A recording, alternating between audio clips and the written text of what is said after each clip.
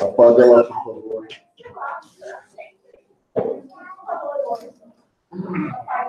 Não acredito nisso, né? Por que ele está com caneta? Chama a tua mãe aqui agora. Vem aqui, por favor, Cíntia. Cíntia, vem aqui, por favor. Ó. Cadê a esponja mágica? Mãe. Ok. Você também? Esse também tem que pagar. Esse vai pagar. A Zefinha? É? Sophie não pode deixar na altura dele da filha. Então ele pega e faz isso. Tudo bem, mamãe? Ela tenta te pegar? É? Você corre dela?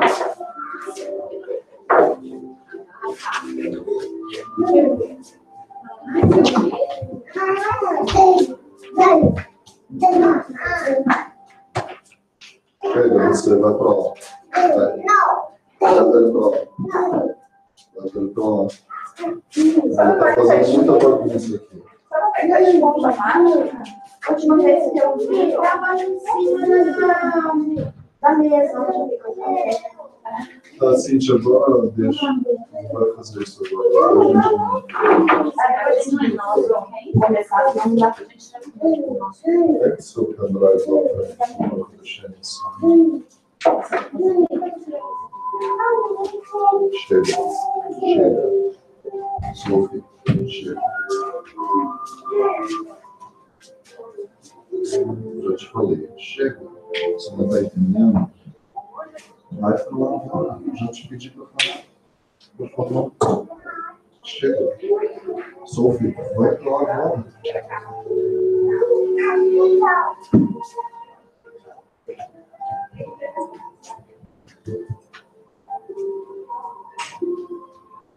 Prepare-se.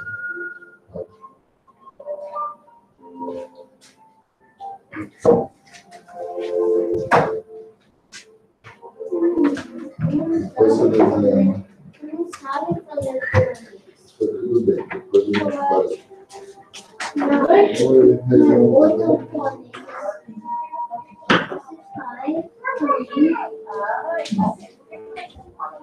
Depois agora não. Deixa eu ver que agora a gente vai falar.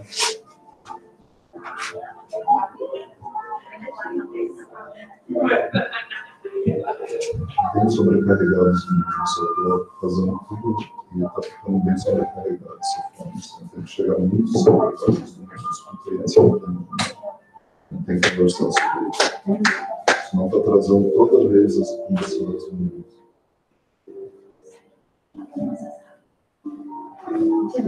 Começa 10h30.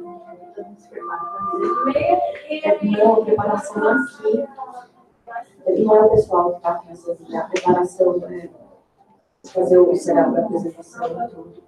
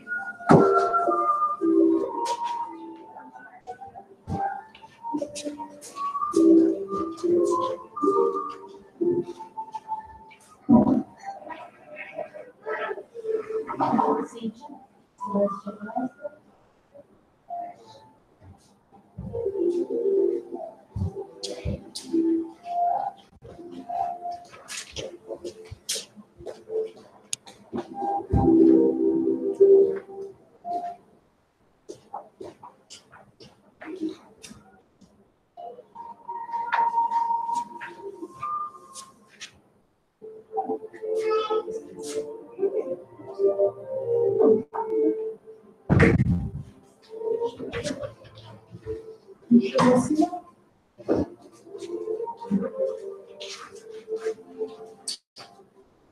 Okay, good morning again, officially. We're going to start with a quick reading from our daily bread from Mosso. And it's a text called, "Let us proceed until we are there. If you remain in me and my words remain in you, ask whatever you wish, and it will be given you." Jesus in the Gospel of John. In the Lord's Prayer, Jesus explains to his followers the necessity for the complete observance of the Father's designs. The Master knew that human will is still quite fragile and that numerous battles encircle the human being until he learns to establish a union with the divine. In spite of this, the lesson of the prayer was always interpreted by the vast majority of believers to be an easy recourse for obtaining celestial protection. Right? We think that we pray, we get it. There are many who request special concessions and mechanically recite verbal formulas, like the Lord's Prayer, Hail Mary.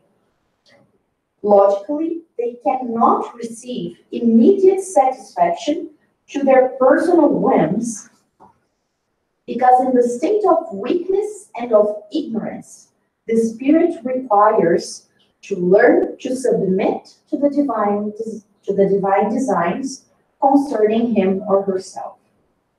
In any event, we will achieve the moment when our prayers are integrally fulfilled.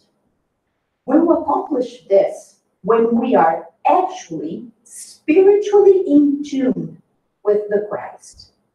At that point, whenever we so desire, it shall be done, because we will have penetrated the just reason for each thing and the finality of each circumstance.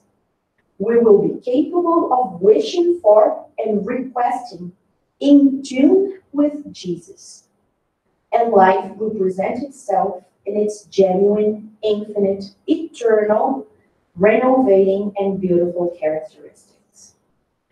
Whether incarnate or as discarnates, we are still walking toward the Master, intent on being able to experience the glorious union with his love. Until we get there, let us work and be vigilant in order to understand the divine will. Let's pray. Dear Lord, dear Master Jesus, we thank you for one more day that we're here at our Spiritist house, ready to learn, ready to open our ears, ready to listen, and take advantage of the knowledge that you, Master, brought us, and that Allan Kardec codified without parables, without figures of speech. Allan Kardec decodified the gospel for us in a way that we are now ready to understand. We thank you, Lord, for our health, for being able to be physically here. And we ask you, God, to help heal those friends of ours who could not be here today because they are sick or because they have some problem at home. May they be at peace, and may we have a blessed week. So be it. Sorry, I'm getting over a cold, so if I start coughing.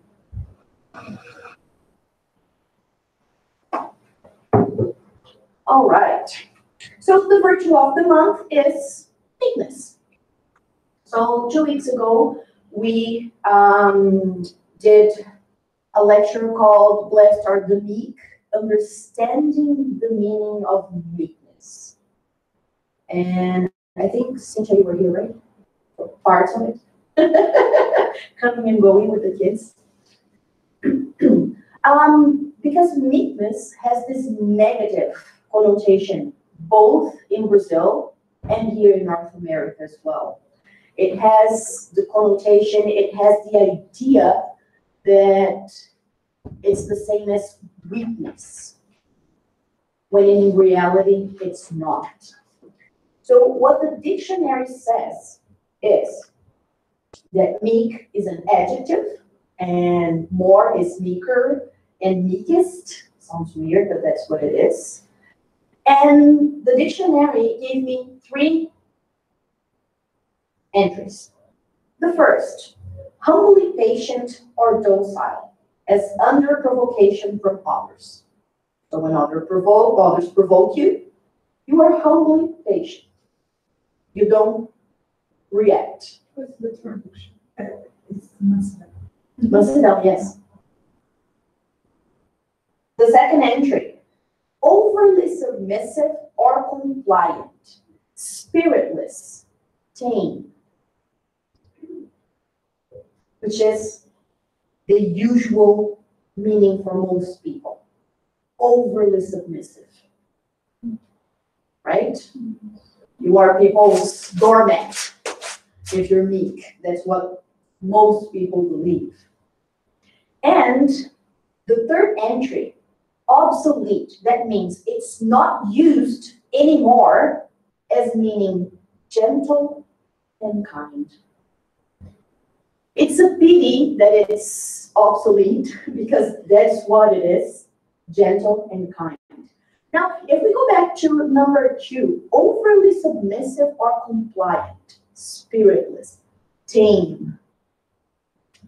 Was Jesus ever overly submissive? Was Jesus ever spiritless? And Jesus was the personification of meekness.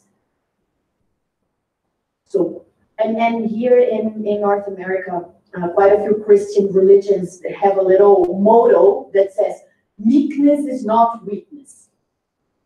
It's power under control.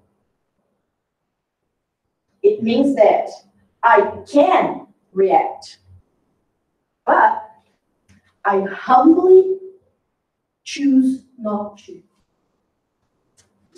Because I have the understanding of why I shouldn't. And we're going to talk about why we shouldn't. So first thing we want to do is forget about that second entry. Forget about that meaning. Because that's not what it is. That's what we made it to be. And why did we transform something good? Why did we transform gentle, kind, humbly patient into something bad? We as humanity, throughout the years, after Jesus came. Why did we do that? Why did you do that to so many things? The teachings prove you're better, and you are intelligent. The word is the intelligent people. Yeah. Yeah. Because if you're meek, it means I can step over you. But where did that come from? Where's the root of that? The word or of the action? Of why we as humanity transform something good into something bad. What's the root? Why did we do that? Let's think about history, like way back then. Revenge. What does the Mosaic Law says? Or when anybody does something to you, what do you do? Exactly. An eye for an eye, a tooth for a tooth. So when someone does something to you, you do it back. Now, at that time, thousands of years ago, we were spiritual little kids. We were toddlers, spiritual toddlers, who were pure instinct, right? The whole concept of self-conscience, that wasn't present back there. How do you tell a toddler not to react? So at that time, the Mosaic laws made sense because we were spiritual toddlers having tantrums. Why do most of the commandments say don't kill, don't steal, don't this, don't that? That's what we do to kids. Can you sit down with David and explain why he shouldn't hit Sophie? Will he understand? No, because he is not there yet. He will get there, but he's not there yet. So at that time, we were not there yet. So we needed the don'ts. Don't do this, don't do that. But then Jesus came and he summarized all the don'ts into one do. Love.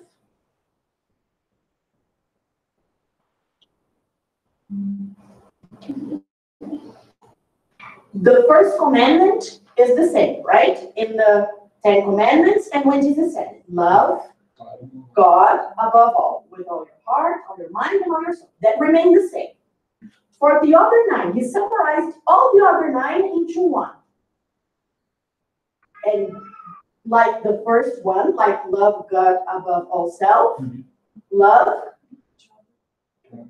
each other, or love your neighbor as yourself. Right? So he summarized all the other don'ts, all the other 9 into love your neighbor as yourself.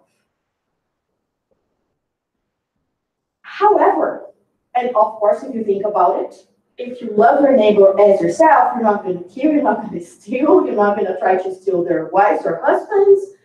You will honor mother and father. You will do everything the other 9 commandments tell you to do if we love each other as we love ourselves. However, we, as a humanity, starting with Catholicism, what did we do? We chose to keep those roots, the pride. You know, when Jesus went into the synagogue, the Pharisees were like, who are you? You're so humble. You're not a doctor of the law. The whole hierarchy, right? The whole I'm above you. And someone who is really high in the food chain is not supposed to be meek. They're supposed to command everybody else. So even though Jesus came and brought to us the knowledge that God is love, that God loves us, and love is our guide to ourselves and to everybody else, we still chose to go back and bring a lot of that with us. We changed names, we called it something different, the whole hierarchy changed names, so it's not doctor of the law anymore, but we have the priest, the pastor, the religion doesn't matter. Because it started with Catholicism, and then it's subdivided into a whole lot of, probably right now, uncountable other Christian religions. But again, we chose to keep that hierarchy. Did Jesus ever say he was better than anybody? He actually said, if you keep to my words, you will do the same things I do and more. That's what he told us when we were spiritual kids, right? He never said he was better than us. Why did we choose to keep that whole hierarchy? That whole, there's going to be someone at the top of the food chain. Because it was incarnation after incarnation after incarnation, centuries, millennia of that in our minds. So we have all that registered in our perispirit. So what we need to do now that we are able to really understand that is to break that cycle. We need to break the cycle of pride, of thinking that meekness is weakness, because it's not. It's quite the opposite. The whole idea of turning the other cheek, oferecer a outra face, it takes a lot of strength to do it conscientiously. We can do it passively because we don't have the courage to react. And it's something different. We're going to talk about that too. We can feel powerless because we think the other person is dominant over us. That's one thing. But turning the other cheek conscientiously, knowing that you're doing so, takes a lot of strength. It's not an easy task. And it's breaking a vicious cycle that we've been on for millennia. Okay, comments? Has anybody ever gone that far back to think about it? No. So this lecture, we need it. Just by the way, we need it. This lecture was taken from this book, Jesus e Kardec. And everything I said is right here in chapters 3 and 4, okay? And of course, when you think about it, it makes sense, but I wouldn't have made the connection by myself. Okay, so when we talk about turning the other cheek, we're going to see two passages in the Bible, and we're going to discuss them. So the first one is John chapter 18, verses 22 and 23. When Jesus said this, Jesus he went to see the high priest, and the high priest started questioning him why he had said something to some Jewish people. And Jesus told the high priest, why don't you go ask them? Why are you asking me? If you want to know what I said, ask them what I said. Why did you have to bring me here to ask me? Why are you questioning me? And then comes this. When Jesus said this, ask them, not me, one of the officials nearby slapped him in the face. Is this the way you answered the high priest? He demanded. So again, the whole hierarchy, the whole chain of command. How could Jesus, a carpenter, speak like that to the high priest? And then Jesus said, if I said something wrong, Jesus replied, testify as to what is wrong. And here he's talking to the officer who slapped him, not to the high priest. Because the officer said, is this the way you answer? And then Jesus says, if I said something wrong, testify as to what is wrong. So tell me, what did I say that was wrong, that I can't say to the high priest? But if I spoke the truth, why did you strike me?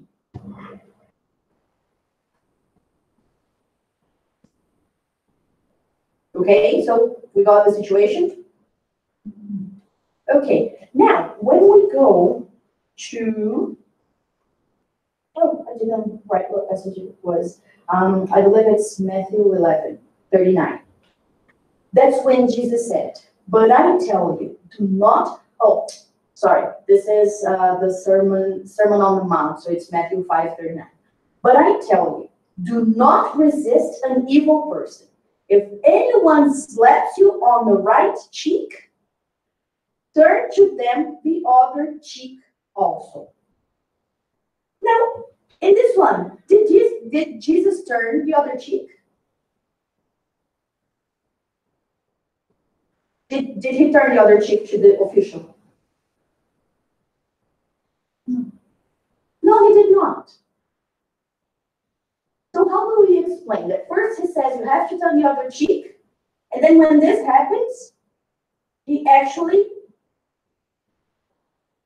talks back to the official and says, if I said something wrong, testify as to what is wrong, but if I spoke the truth, why did you strike me?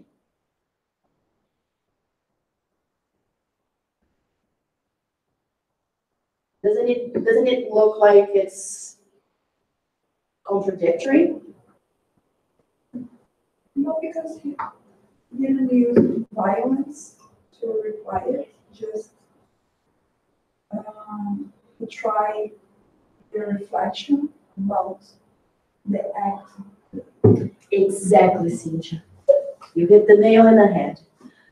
We have a wrong notion of what turning the other cheek means.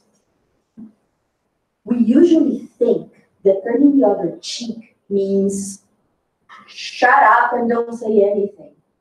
Accept it and tell people to do it again. That is not what it means. And that's another reason why we completely distorted the meaning of meek. Because being meek is not accepting something wrong. It's not staying quiet when someone says or does something that is wrong. That's not what meekness is. And that's why people confuse it.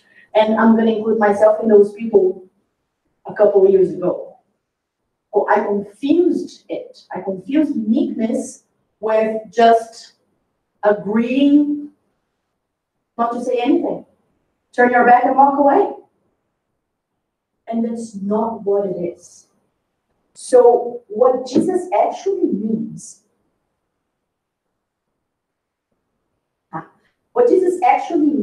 by turn the other cheek,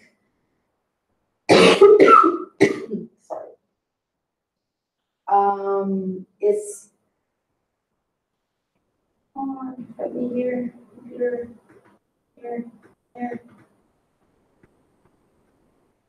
What Jesus really means is to pay evil with goodness. What he's saying is break the cycle of an eye for an eye. So turning the other cheek is not slapping the official back, not reacting with violence,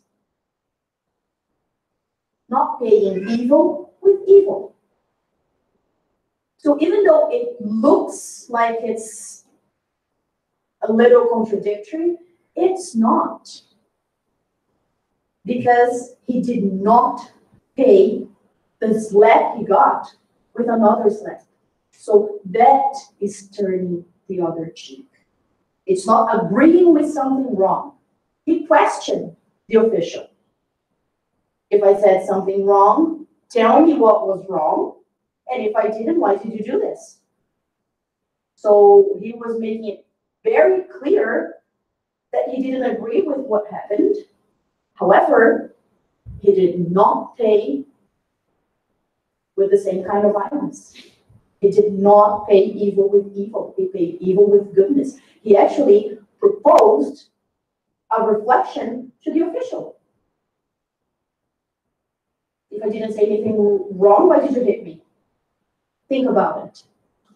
You know what makes me, it reminds me of, I remember years ago I read about these natives in Brazil, our natives, and quite interesting. I was impressed that they don't hit the kids when the kids do something wrong. They sit them and they talk to them. And I said, like, how do... And we are the civilized ones. How does that happen to us, but not to them? And then when you talk about the Mosaic law, that makes sense. Because we have that in the back of our mind, and we apply that same law to the kids that we have and to the ones around us without even noticing. And then they that didn't have any, right now, any correlation association with the Mosaic law, they don't behave in that regard. They just talk to the kids because they had a better understanding about the reflection. It's quite interesting. So yeah, you know, this like Old Testament idea is so rooted, is so ingrained within us that every mistake deserves a punishment. It deserves judgment, sentencing, and punishment. We do that to ourselves, and we bring that to everybody else, including Kids, mainly our kids, because we want to put them in a box. They have to be perfect. They have to do as we say. Our intention is good. We want to correct them. We don't want them to make a mistake. But we are very misguided in our actions.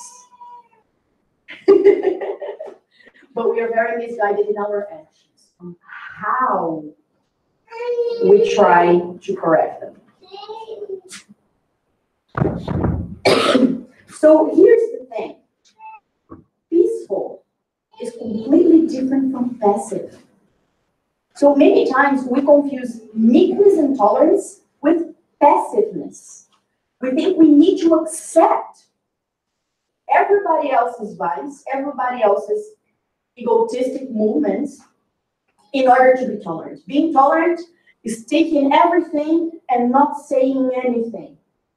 That's not what tolerant is. Many times we close our eyes to other people's vices, deficiencies, conflicts, problems. And when we do that, we are partners in crime. We are agreeing with the evil or the wrongdoing that person is doing. Nós somos coniventes. We are cúmplices, right? And that's not what tolerance is. And we do it under the false idea that we're being meek and tolerant. We're not. We're being accomplices to wrongdoing. Is it an easy cycle to break? No. It's ingrained in us. It's been ingrained in us for centuries. It takes a lot of self-reflection, right? So being meek is not being permissive. It's not pretending nothing happened, right? We don't pretend nothing happened. That's not being meek. If someone does us wrong, let us respond like Jesus did, with energy, but with love. He proposed a reflection to the soldier, to the official. Tem uma passagem que não sabia falar inglês, é bainha tua espada. Sheathe your sword. When Peter cuts the soldiers here, when they come to arrest Jesus before the crucifixion, exactly. And Jesus says, Peter, sheathe your sword. Right? So no violence, no eye for an eye. It's never the answer. Answer with energy. Respond with energy, but loving energy. Not revenge energy, not anger, not irritation, but loving energy. Without aggressiveness, but also not allowing the wrongdoing to go on, not accepting the wrongdoing, right? Now, how do you think we can break that cycle? It's not an easy task. How can we break that cycle?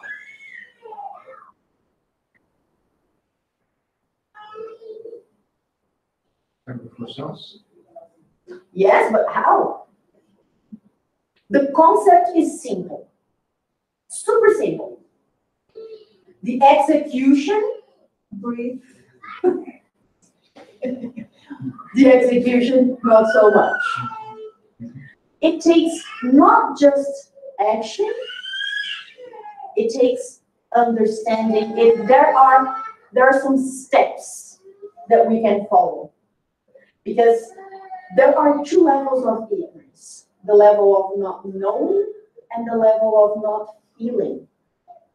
Some things we know we are or aren't supposed to be doing anymore. Right? Sometimes we don't know how. So we are still in the ignorance. So I know I need to get there, but I don't know how to get there. So I'm still in the not knowing stage. And then there's the not feeling ignorance. That's when I already have all the information. I know where I need to go. I know how to get there, but I'm not exercising it. I'm not doing it because I don't feel it. I know that just praying the Our Father is a mechanical thing and doesn't mean anything. But I still finish all my prayers with it because it's automatic. It just comes to me. Just like all of our reactions are instinctive. They are automatic. If we want to break the cycle, we have to stop and think. And here is one technique we can use. There are several. There are endless, limitless exercises we can do. But this is one that is very dear to my heart because it works for me. So I share with everybody because I think it really works. It's not easy.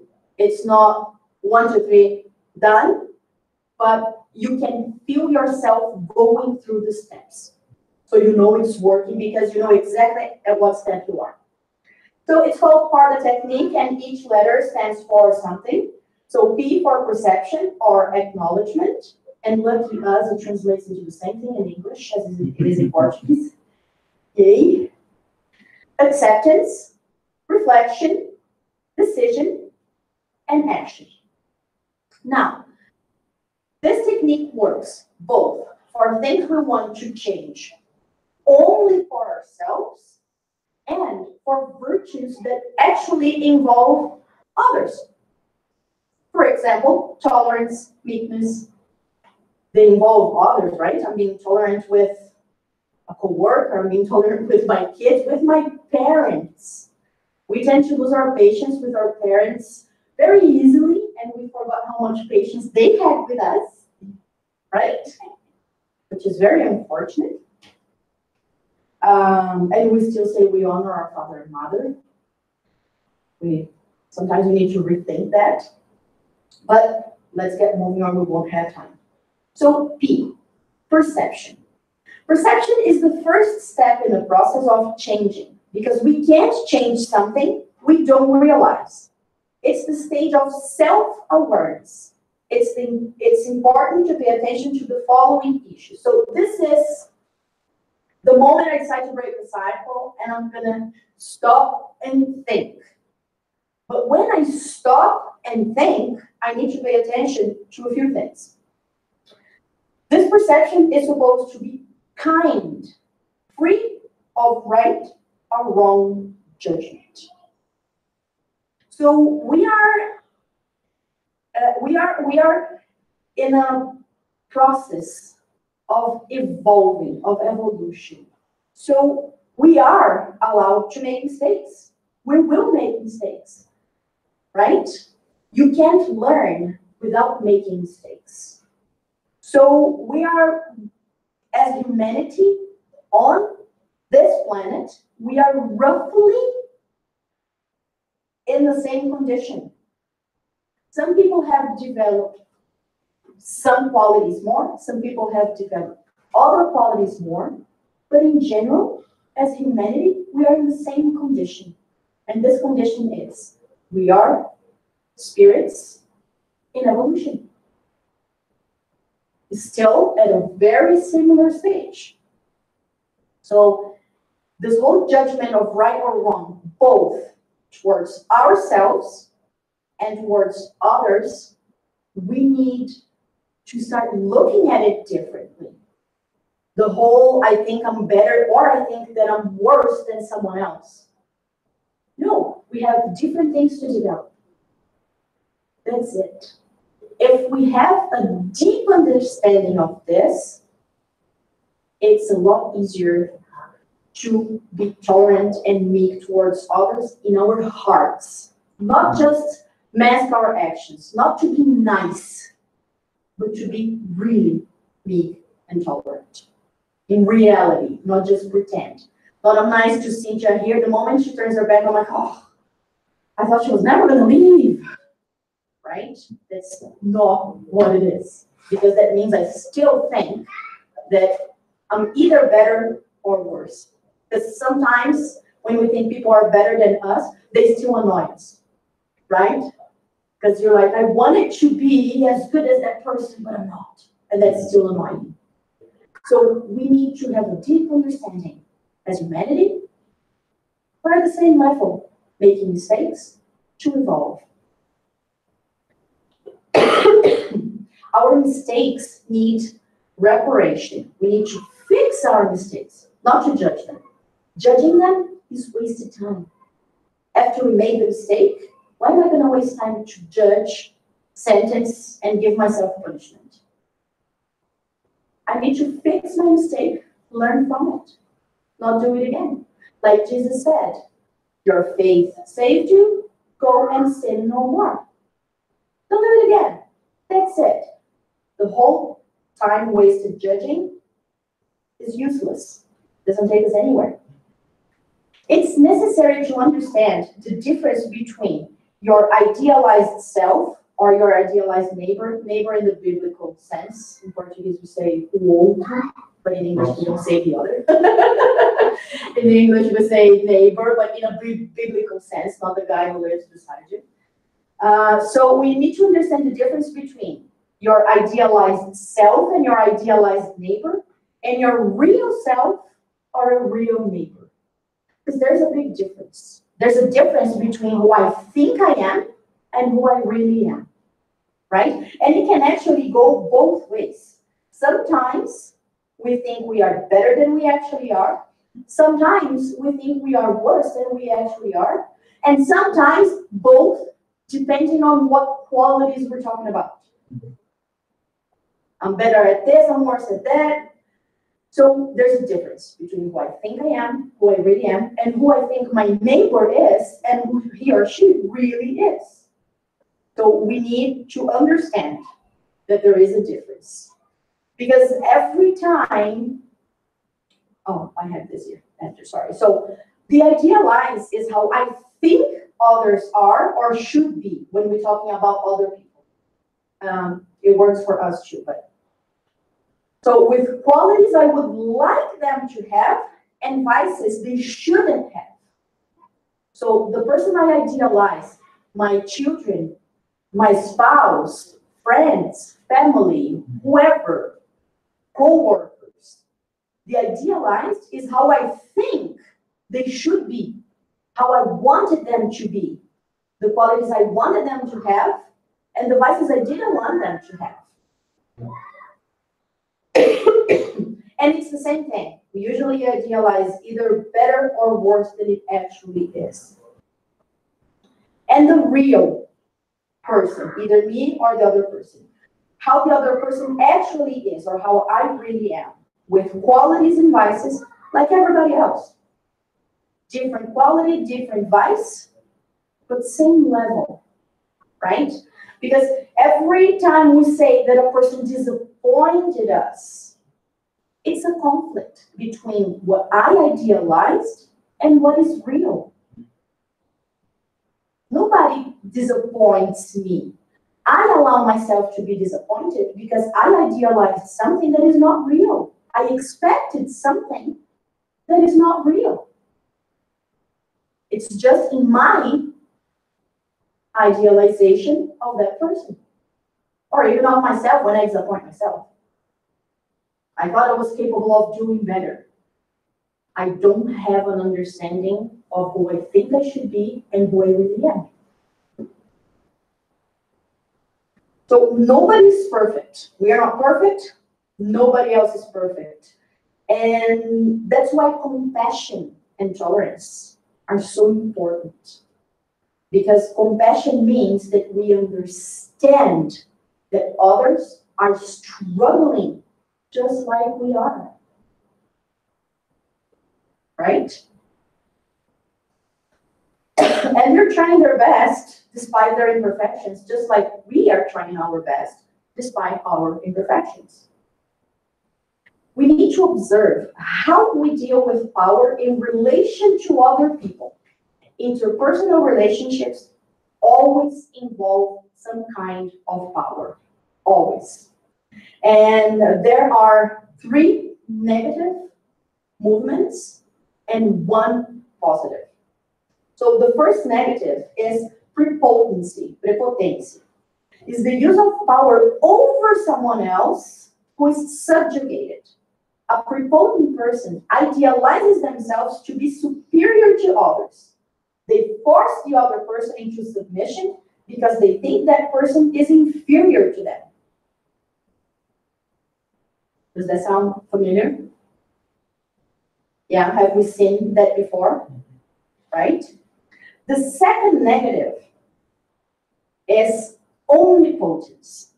It's when a person thinks they have a superpower and therefore they tend to want to make choices and live the other person's lives on their behalf, preventing the other person to go through their own experiences, which are necessary for their growth.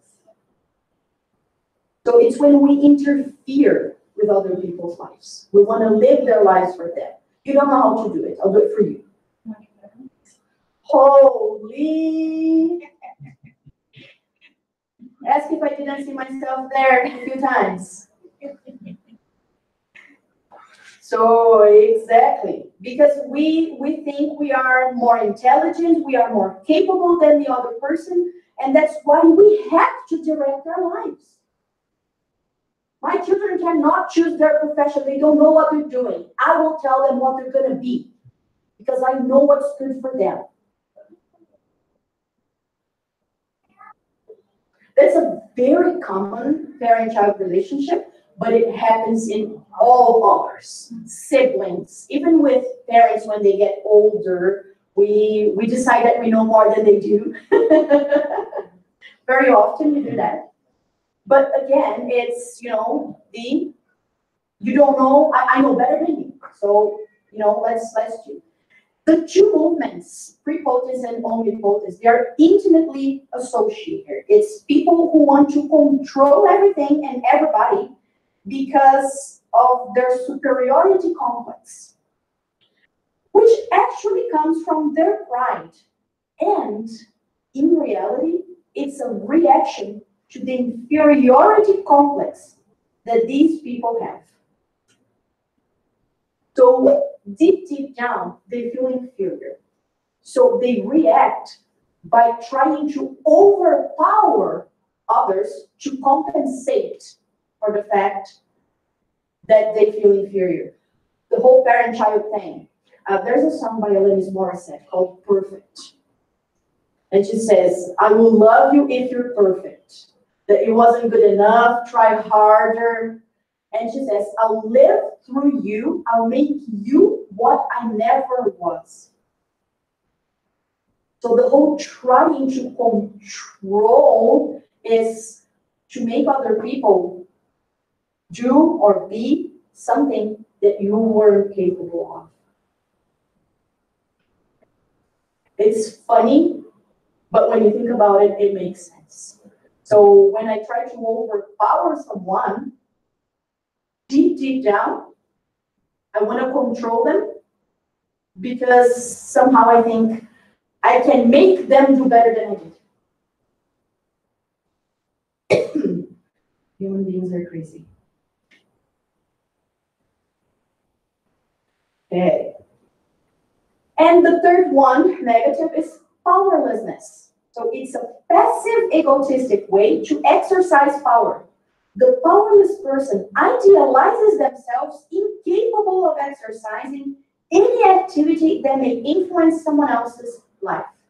When we say, that person makes me feel angry, you make me sad. We are giving them the power to choose our feelings. We are saying we don't have the power to choose how we're going to feel. Now, see the difference. If I say, what he did made me feel sad. I felt sad because of what he did. Because nobody can control my feelings or my reactions but me. So every time I say someone made me feel, made me be something, I'm going into the powerlessness. I'm going to the passiveness. It wasn't me. It was done to me. However, nobody has that power. Only we have the power to choose how we're going to feel or react to something. But it's a lot easier to pin it on someone else. And we do that very, very often. So instead of saying, you make me feel stupid, we say, I felt stupid when you did that. And that actually gives me the power to change how I felt, because I felt stupid. And I can choose not to feel stupid again. Instead of saying, you made me feel stupid. Right? It's a completely different thing. And what's the one positive power relationship that we have? Power. Real power. It's the proactive, essential way to exercise power. The person transforms their lives for the better. In relation to other people, they use their power to give directions, support, help, advice, if solicited. We can't change anybody. We can only change ourselves. If someone wants help, if someone wants support, if someone wants directions, if someone wants advice, we give it to them. That's our power. In order for the person to acquire their own experiences and live their own lives in the best possible way. Because by us trying to live for someone else or overpower them and tell them how to do it, that's not real power. Real power is doing your best, being the best example you can be, and if solicited, if requested, support others. That is power. The only power. So power can be only used to change ourselves, not someone else's. Right? Next phase. So that was just the perception, right? And all these 4 relationships to power help us in that perception phase. They help us realize what is our relationship with the person that when we feel there's a conflict and we need to change something. So these 4 relations with power will help us realize where do we fit into the 3. And if we don't fit into the power, if we are into one of the other 3, how do we get to the power 1? Then the next step, acceptance. After perception, we are invited to fully, lovingly, and unconditionally accept the egotistic movements responsible for our limitations. Acceptance is a proactive virtue. Remember, it's not passiveness. It's not doing nothing. It's a proactive virtue that requires an exercise of humility in order for us to recognize our limitations. It's necessary to accept that we are still imperfect. Therefore, it is necessary to exercise humility and compassion in order to accept our own limitations. And it's the same thing for others. Accept others' limitations because they are also limited, just like we are. So, important question. What can I do to change this limitation? So, a few facts before we answer that question. We're going to answer that question in the next step, but before we answer that question, what can we do? We need to think. We are all in the same condition. We all have imperfections to be improved. What changes are the possibilities and the potential that some people have already developed. But in terms of evolution, we are in the same condition. Acceptance in relation to other people is to accept the person with the essence and the ego. We are essence, we have egos, right? So if we accept the other people with their essence that they are and the ego, knowing that in everybody's essence there is divine love to be developed, and that when this person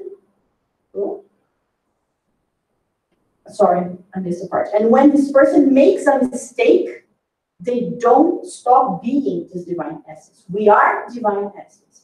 We have egos. The mistakes come from the ego. So when a person makes a mistake, does this wrong, that comes from the ego, not from the essence. The essence is divine. The essence is good. And the ego can, and in time, will be transformed into goodness as well. Right? So that helps us separate the person from the mistake. Because the person is good in essence. The mistake was bad, but the person is good. So if we understand that separation, it is a whole lot easier to be tolerant. Reflection. In this stage of the process, we will be answering the previous question, what can I do, right? We are invited to reflect fully and consciously upon the questions that came up in the perception stage. So if we're talking about power, am I prepotent? Am I omnipotent? Am I powerless? Am I exercising my power? So these are the questions that came up. Upon our self-judgment, perfectionism, self-blame, pride, excuses, and mental laziness that we insist on feeding. We feed our mental laziness, we feed our pride, we feed our excuses, perfectionism, judgment. We keep going back to them. We keep picking at the wound, right? We keep removing the scab. And this reflection will allow us to identify the distortions. They will allow us to see where we should be and where we are. What am I doing? I'm judging myself. Judging is not the right movement. Fixing is the right movement. Let's not waste time in judgment. Perfectionism is not the right movement. The feeling of apprentice is the right movement. Accepting that I will make mistakes and I'll have the opportunity to fix them. Right? And this will give us the chance to gradually transform. Not overnight. I don't go to bed after my reflection and wake up the next day completely virtuous. It's a gradual process. We have to go over it millions of times probably for each of the virtues. Decision. After reflecting, our own conscience invites us to make a decision about what to do to start working on re-signifying our egotistic movements. Resignification requires a firm decision towards making all necessary efforts to gradually replace the egotistic movement we are working on, in this case, meekness. Well, actually, in this case, rebellion that we want to transform in meekness. We are working on with the loving essential movement. Due to the hard work it takes to carry out the change of habit, we are invited to develop strong and determined willpower towards change. So we know that changing a habit, maybe a habit that has been rooted in us for thousands of years, is not easy. It's not overnight. It took us our whole existence to get where we are. So changing all that is not going to be quick. It's not going to be easy. It's going to be a lot of hard work. Because our habits are born from our thoughts. Our thoughts generate feelings. Our feelings generate actions. 5 minutes, please. And the feelings generate actions. So it's very common for people to think what they need to change. They only think about the action, but they don't realize that the process starts with the thought. So redirecting my thoughts to the right path will generate the right feelings that will generate the right actions. We want to move straight to the actions, and we say, one day I'll start. Sometime I'll do it. One day and sometime are not in the calendar or in the watch.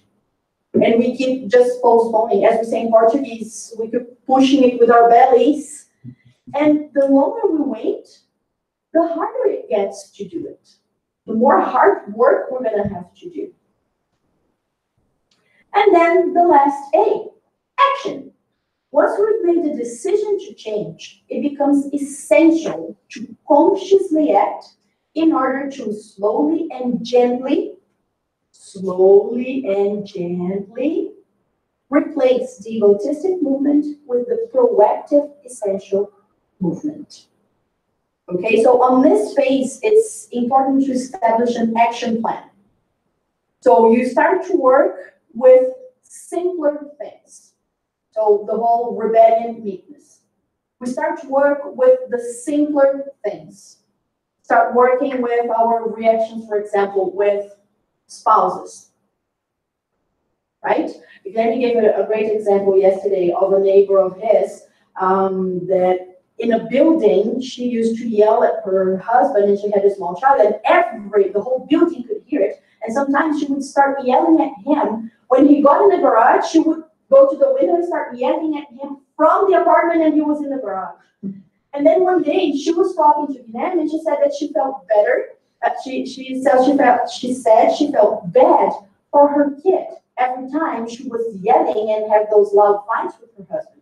And then Guilherme told her that she should think about every fight, every time she yelled, as a bucket of black paint that she was spilling on the floor, and her child was getting dirty with that paint. It was getting covered in that black paint. And that made her reflect and start thinking many times before she started yelling at him again. So started simple, and then we go to more rooted things. It's an exercise. It's not a once-in-a-lifetime deal. It's a daily exercise. So we start with smaller things, and we build on them, right? Okay, so this action of changing goes through 4 stages. And like I said, I love this because I can see myself right now only to the 3rd stage. I haven't got to the 4th yet. Maybe 30 or 40 years, or I don't know. So 1st stage, the acknowledgement of an egotistic movement we are working on appears after its manifestation. So after I yelled, I realized I shouldn't have. It's a learning accomplishment stage where we learn from our mistakes. We made the mistake, we realize we made the mistake, we go to the beginning. Perception, acceptance, reflection, decision, and action. But after it happened. The 2nd stage. Perception starts during the manifestation of the egotistic movement, making it possible for the individual to analyze it better in order to overcome or even change it. So halfway through the process, we realize we're doing it wrong. In the middle of it, we can analyze and see if we're going to go through with it or if we're going to stop and fix it from where we are. 3rd stage. Perception starts before the manifestation of the egotistic movement, making it possible for the individual to choose not to do it through proper use of our free will. So before she started yelling, she stopped herself. There will be a few times where she's still gonna yell because she might think that something he did was completely unacceptable, until she realizes what's the best way to talk about it instead of the whole yelling reaction. How to react with loving energy like Jesus did with the official. Not an eye for an eye, but let's propose a reflection. How can we do this better? This was not right.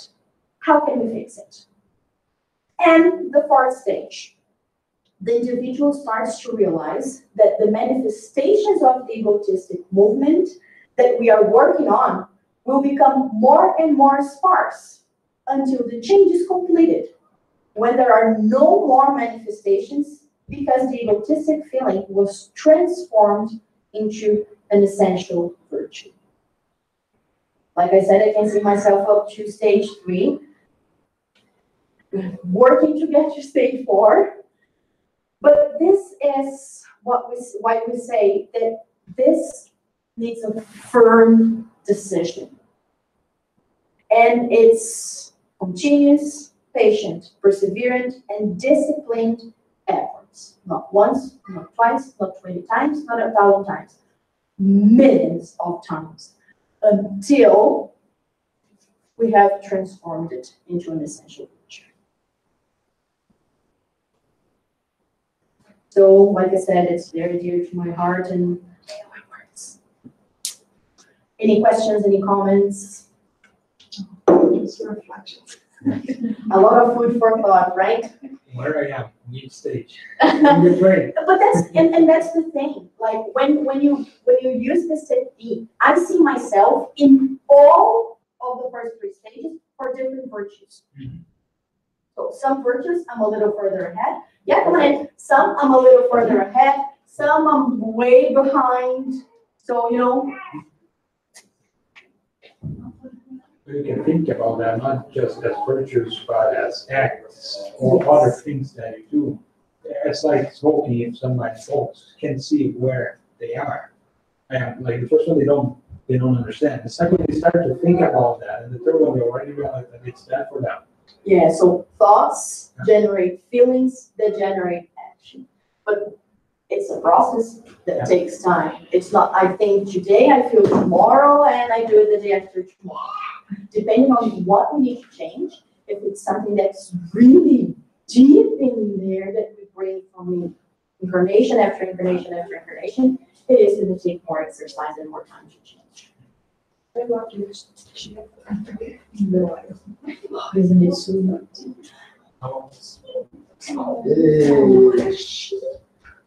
Very, very sharp.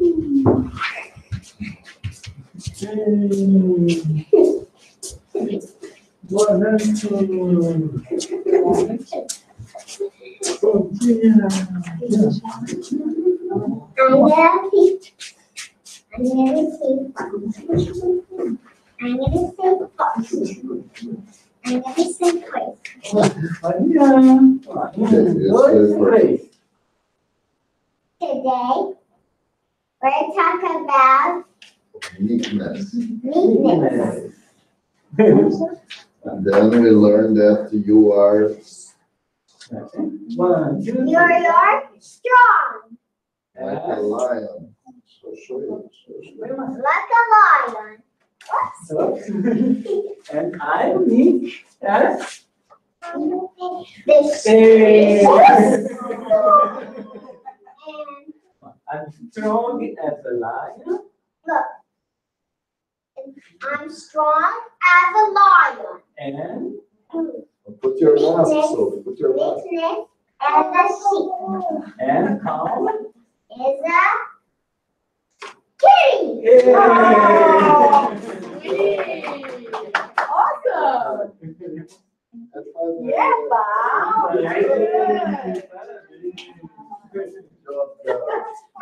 Awesome job! Very good job. Hey.